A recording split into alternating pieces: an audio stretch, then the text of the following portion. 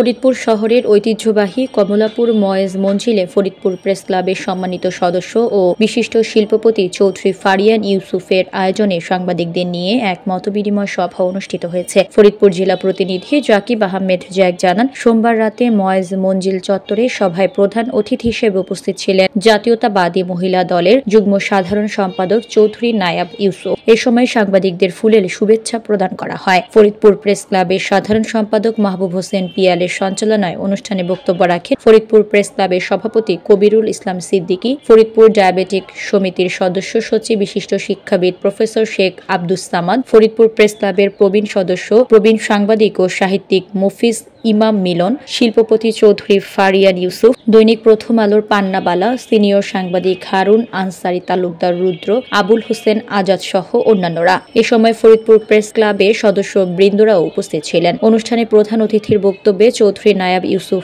সাংবাদিকদের সবসময় পাশে থাকার অঙ্গীকার ব্যক্ত করে বলেন, সাংবাদিকরা যেন নির্ভয়ে সাংবাদিকতা করতে পারেন সে ব্যাপারে সর্বাত্মক সহযোগিতা করা হবে। আপনারা সঠিক তথ্য প্রকাশ করবেন, তাহলে সমাজের দেশের উন্নতি হবে। আপনাদের কলমে যেন কোনো বাধা না থাকে, আমি আশা করব সেটা নিয়ে একটা সম্বর্ধনা অনুষ্ঠান এবং করি।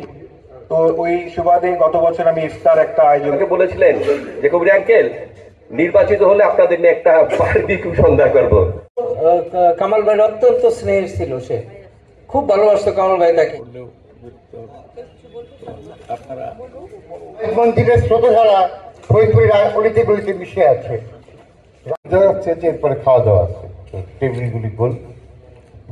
সবাই এখন বিএনপি ঘাঁটি হিসেবে চিনে, কিন্তু আমরা আসলে কি, যেহেতু আমি নিজের